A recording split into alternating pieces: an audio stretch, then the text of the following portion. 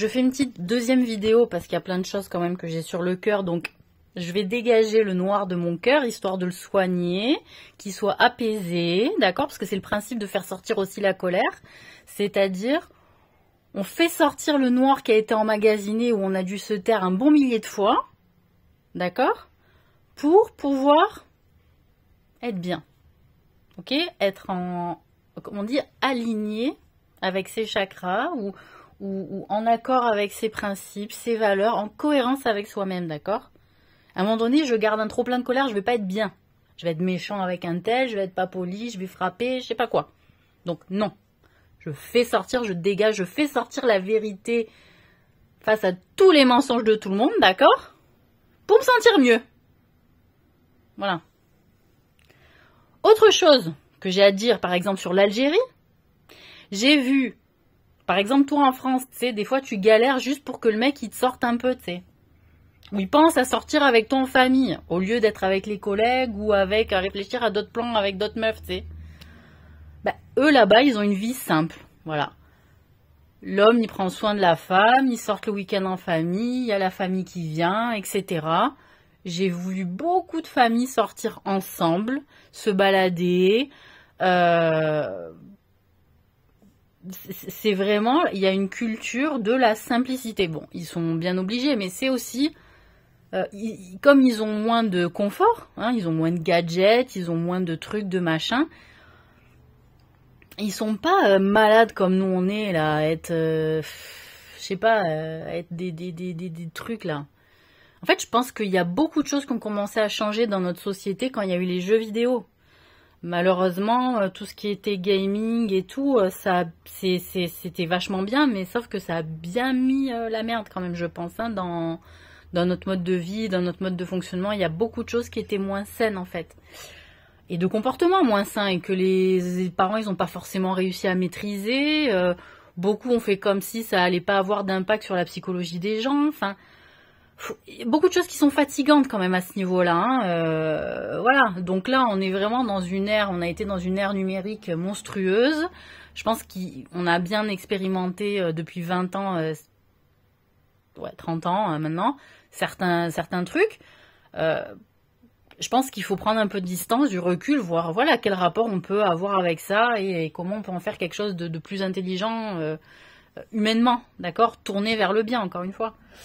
Ce que je voulais dire aussi par rapport aux femmes, par exemple occidentales, pas occidentales, pardon, françaises particulièrement, parce que j'ai réfléchi 2 secondes et je me suis dit, c'est vrai que quand même les femmes françaises, elles ont cet accent sur le côté esthétique, voilà, pas grosse, mince, nanani, avec des standards, machin, bon, moins depuis un certain temps, hein, grâce à Dieu, mais je veux dire, à un moment donné, moi je vais dans d'autres pays, enfin je suis allée dans d'autres pays, alhamdoulilah, je suis allée dans d'autres pays, d'accord? Anglais, allemand, Italie, Espagne, Australie, Amérique. Je me dis quand même, les gens, ils sont moins focus sur ce qui a été le cas pour les femmes françaises, c'est-à-dire des femmes minces. Il fallait qu'il y ait un standard de femmes minces. Moi, j'ai vu des couples très amoureux, très respectueux l'un envers l'autre. L'homme ne va pas tromper sa femme, il va l'aimer de tout son cœur, lui faire plein d'enfants, être responsable pour sa famille. Et ils sont gros et obèses. Ou alors le mec est mince, sa femme est grosse. Ou alors l'inverse, la femme est mince, le mec est gros et on n'en fait pas tout un pataquès. Il n'y a pas de harcèlement psychologique de l'autre partenaire en disant il faut que tu fasses un régime, il faut que tu fasses attention, nanani, nanana. Je me dis, les gens ils sont choisis, ils s'acceptent comme ils sont, avec voilà, je te prends comme tu es. Je trouve qu'on fait des focus en France sur des trucs pour se rendre malheureux, sans déconner quoi. Enfin, quand je vois des fois, quand j'ai pu assister à des débats de couple, je me dis, arrêtez d'être pointilleux comme ça, quoi. Vous avez, je pense que on a une mémoire génétique qui est inscrite en nous, qui ressemble à la broderie que s'est tapée les femmes pendant des siècles en France quand elles ont dû fermer leur bouche, vous voyez? Voilà. Parce que là, d'un coup, le fait d'être précis sur la broderie, de faire la tricot, de la dentelle, des trucs, des machins, à la main, On est devenu hyper pointilleux sur les petits détails, donc c'est bien, hein. On a une belle facture en France, on travaillait bien. Beaucoup de peuples sont venus voir comment on travaillait aussi, d'autres. Mais sans déconner, l'esprit méticuleux et pointilleux qu'on a gardé, s'il vous plaît, allez faire un stage chez les Amérindiens, tourner autour du feu, ou chez les Africains, pareil, tourner autour du feu, parce que là vraiment, c'est fatigant. Et je pense qu'il y a beaucoup d'histoires de couples qui ne fonctionnent pas justement à cause de ça, à cause d'obsessions, de débiles en fait sur des détails. Alors on dit oui, le diable se cache dans les détails, mais enfin Dieu aussi. Si Dieu se cache dans les détails, Dieu aussi. Voilà. Donc à un moment donné, faut lâcher un peu prise sur des choses. Malheureusement, il y a toute une éducation derrière. Il y a eu des traumatismes aussi qui ont été du fait, malheureusement par le passé, en France, du fait religieux. Donc c'est aussi pour ça qu'on a toute une génération qui rejette en bloc le fait religieux. Mais il va falloir aussi à un moment donné accepter que le fait de vivre complètement sans religion, ça n'a pas forcément fait du bien, et que les nouvelles générations vont retrouver ce fait religieux, vont en avoir besoin, et qu'il va falloir le laisser vivre, ce fait religieux à un moment donné. Il va falloir se dire aussi que le monde du passé ne ressemble pas à celui d'aujourd'hui, et qu'il ne ressemblera pas à celui de demain. À part si on refait les mêmes erreurs et qu'on veut toujours contrôler. Voilà.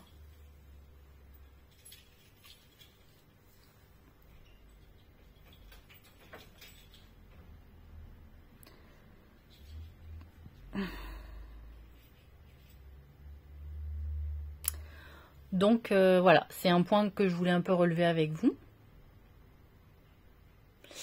Et vous dire l'obsession qu'il y a en France du fait religieux, à un moment donné, faut arrêter.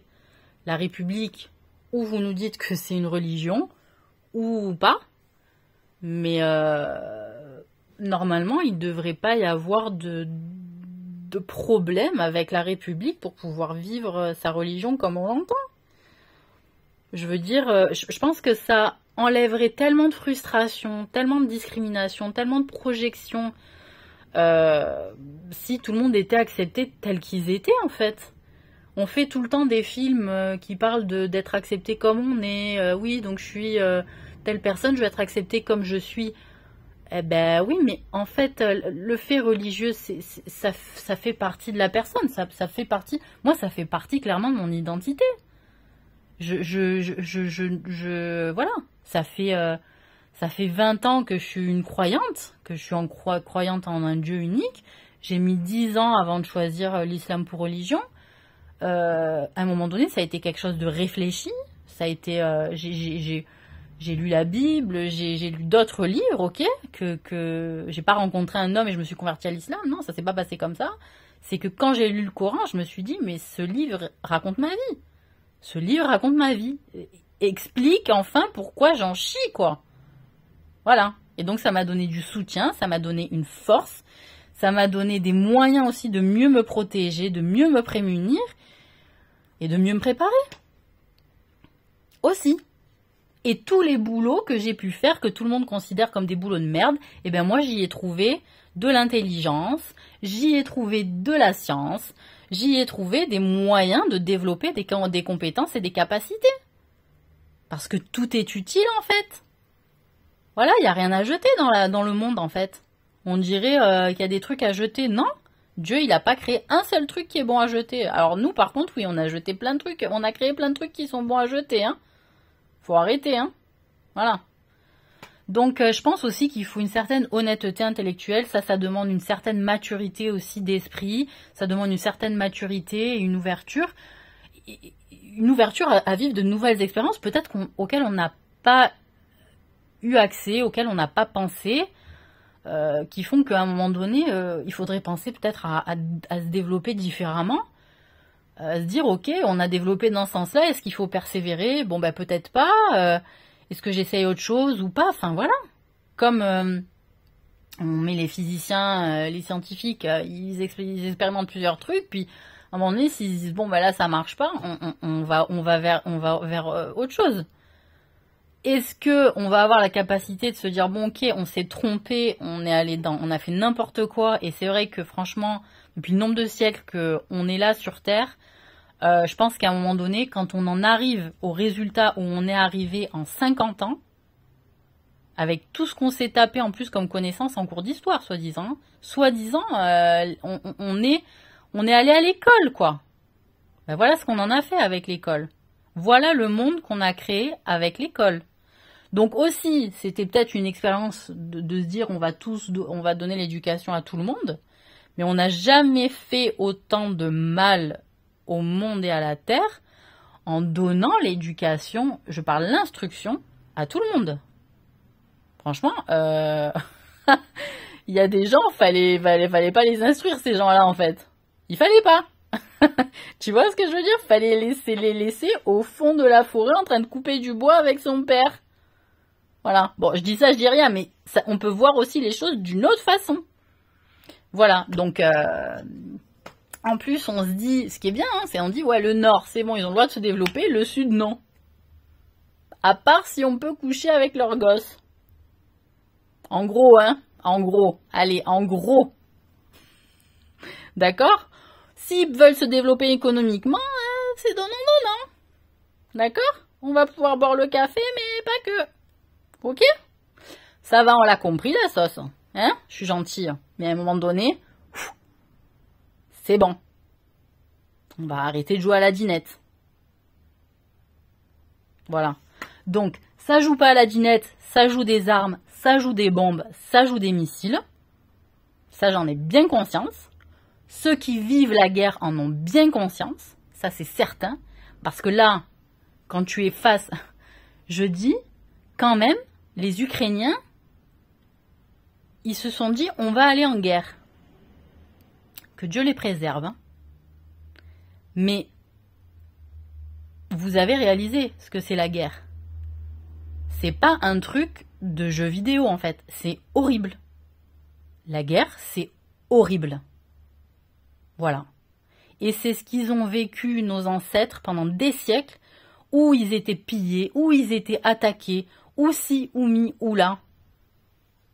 Violés, enlevés, tout ce que vous voulez. La guerre, c'est pas une partie de plaisir, en fait. Les gens, on dirait que, ouais, on va aller en guerre, mais c'est la merde. Il n'y a plus de loi, il n'y a plus de respect. Alors là, c'est vraiment l'anarchie, quoi. La guerre, c'est l'anarchie. Les gens, ils disent, il faut pas qu'il y ait l'anarchie, ou il faut qu'il y ait l'anarchie. Il y a une guerre, c'est l'anarchie. Voilà. Après, c'est qui gère? Dans les moments désespérés, vers qui tu vas te tourner? Allez, dans les moments désespérés, tu peux plus te tourner vers aucun humain. Même l'animal, tu vas dire, purée, l'animal, il a plus de valeur parce que lui, il va te regarder avec de la peine, il va essayer de te faire un petit câlin de la tête et tout, tu sais. L'humain, il est déjà barré, en fait, il t'a laissé, tu sais. Qu'est-ce que tu vas te tourner vers qui quand tu es dans une situation désespérée? Vers le ciel. Tu vas te tourner vers le ciel, vers Dieu. Tu vas dire, il n'y a plus personne, Dieu, aide-moi. De base. De base. S'il y a quelqu'un, aide-moi. Pour le non-croyant. Aide-moi. C'est ça la vérité. Donc, vous voulez nier le fait religieux, mais parce que vous avez tout et que vous prévoyez d'avoir tout comme il faut pour pas avoir besoin de Dieu au cas où. Parce que vous êtes tellement détourné de lui qu'il va vous laisser dans la merde. Si vous n'avez pas votre pognon, si vous n'avez pas vos bunkers, si vous n'avez pas votre confort en fait.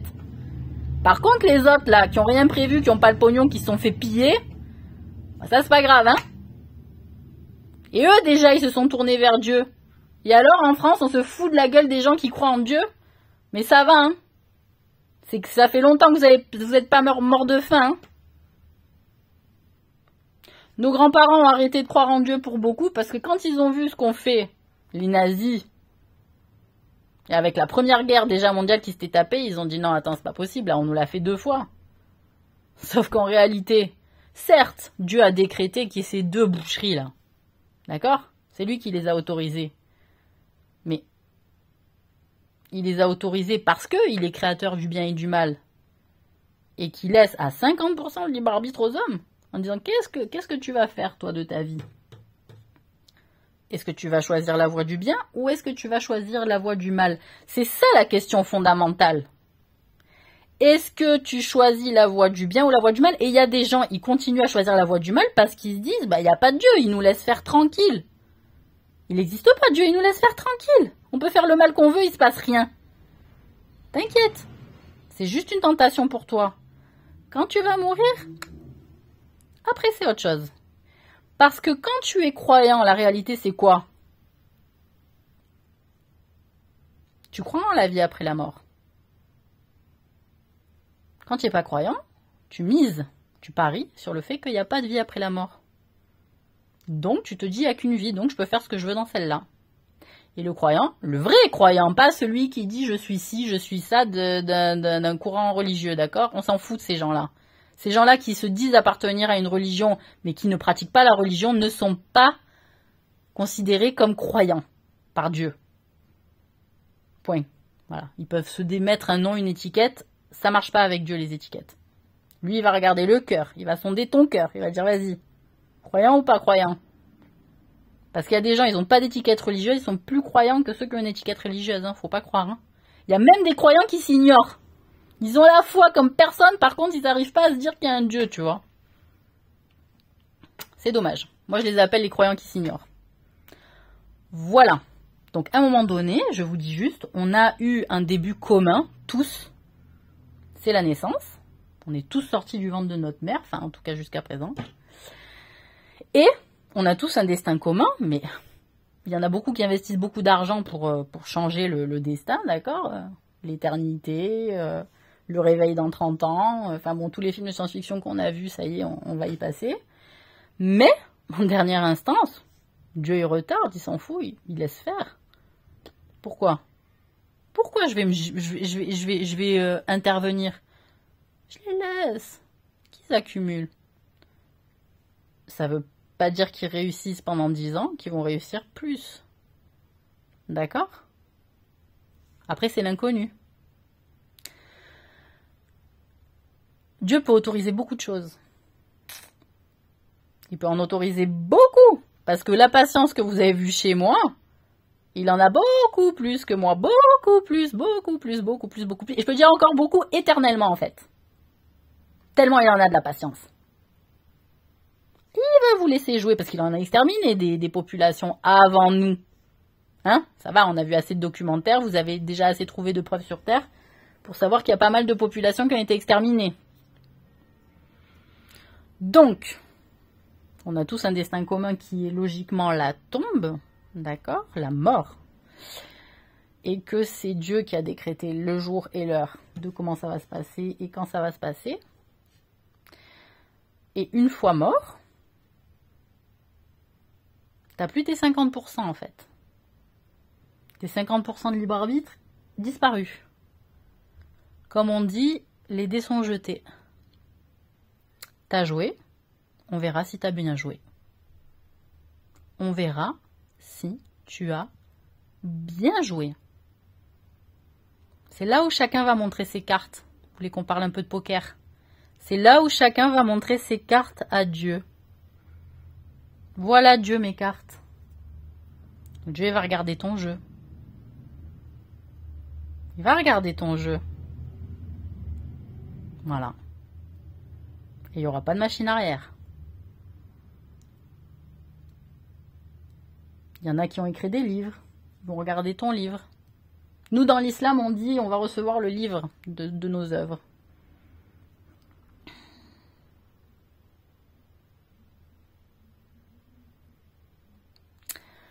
Et selon ce qu'il y a écrit dans notre livre, ça va compter en bien ou en mal. Chacun ses œuvres. Voilà, chacun la façon dont il a œuvré. Voilà, on est là sur Terre pour rendre des devoirs à Dieu. Vous voyez? Qu'est-ce que t'as fait toi comme exposé? Vas-y, montre-moi. Vas-y, montre-moi ta disserte.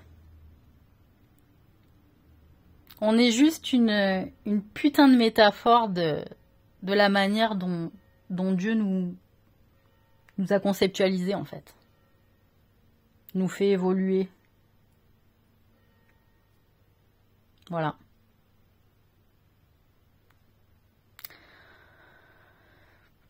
Voilà le message des musulmans pour les autres. Hein.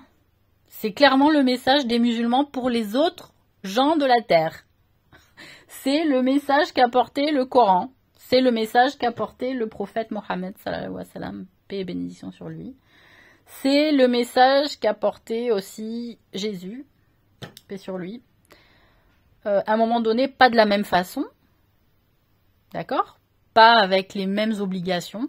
Okay, les choses ont évolué dans le temps, ça, il y a un contexte à chaque fois. Mohamed, il a, paix et bénédiction sur lui, il a apporté des choses, la règle définitive de comment pratiquer sur Terre. Parce que Dieu aussi, il expérimente avec ses créatures et il voit un peu par rapport à ce qui est fait, par rapport aux nouvelles donnes hein, des cartes de chacun, des 50% de cartes de chacun, aux nouvelles donnes, et ben il réactualise son jeu aussi. Parce que on l'appelle le vivant. El Qayyum. Voilà.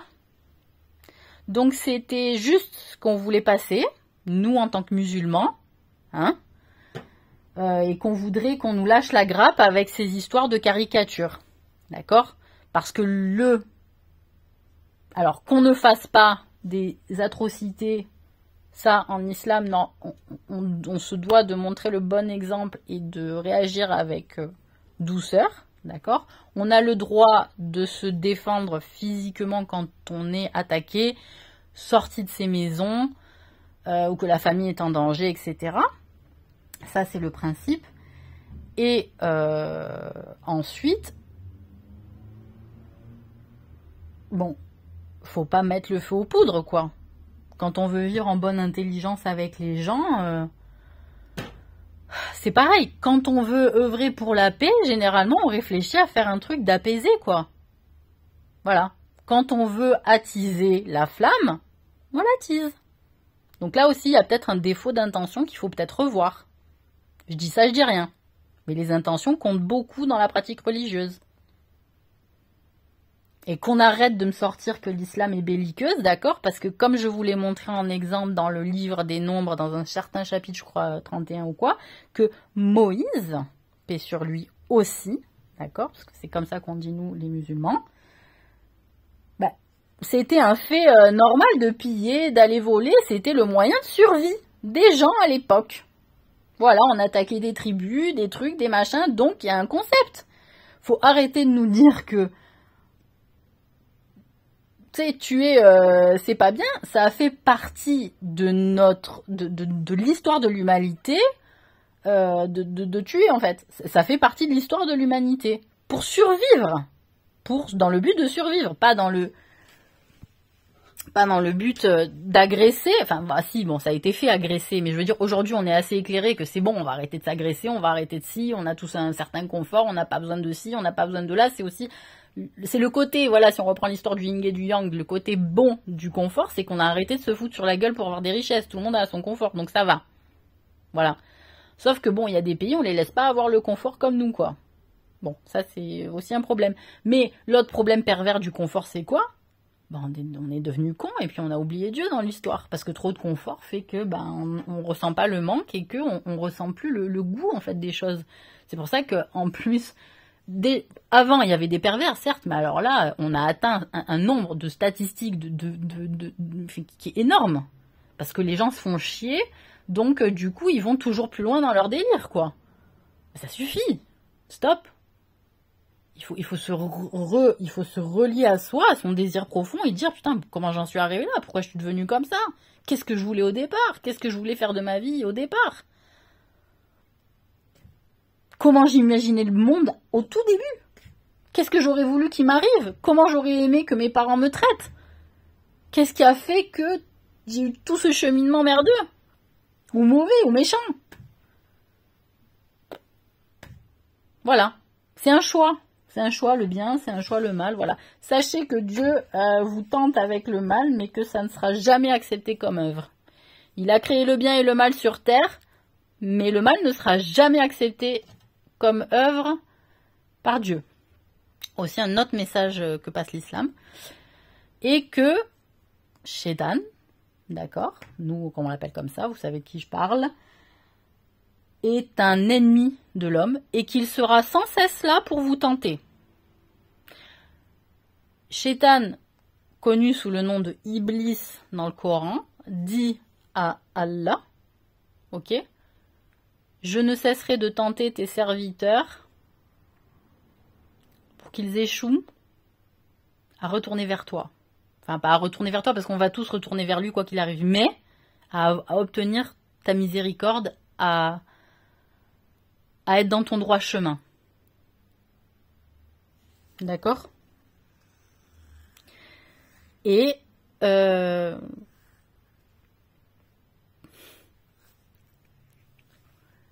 Allah lui répond, je ne cesserai de pardonner à mon serviteur, à mes serviteurs, tant qu'ils me demanderont pardon.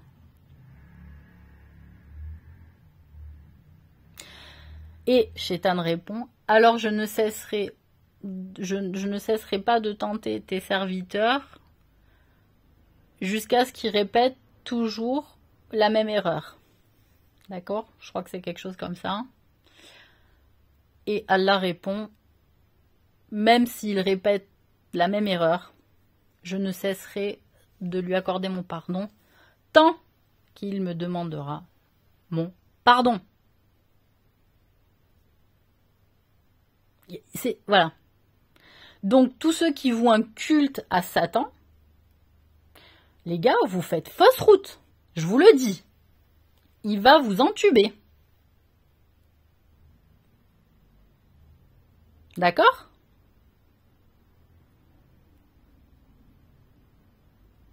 Il va vous entuber.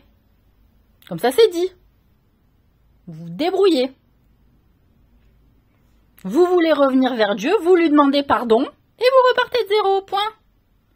Et même si vous refaites la même erreur parce que c'est plus fort que vous, vous lui redemandez pardon. Et vous faites des causes pour essayer de plus faire la même erreur. Les causes, ça veut dire, nous ce qu'on appelle en arabe sabab, les causes, c'est de dire, on agit, on produit de l'action, de l'énergie en vue de produire un changement. À un moment donné, si on veut que les choses changent, faut faire un truc qui change. Si on fait pareil, on obtiendra le même résultat.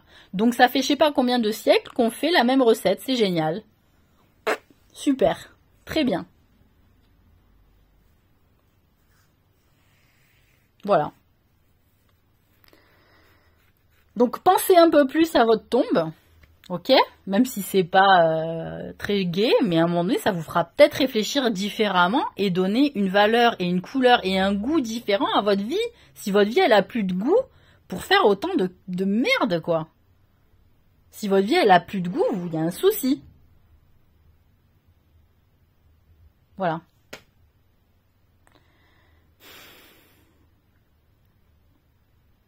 Bon. Sur ce, bonne soirée et salam alaikum à tous mes frères et sœurs qui sont terriblement imparfaits. Voilà. Mais pas pire que les autres, j'ai envie de dire.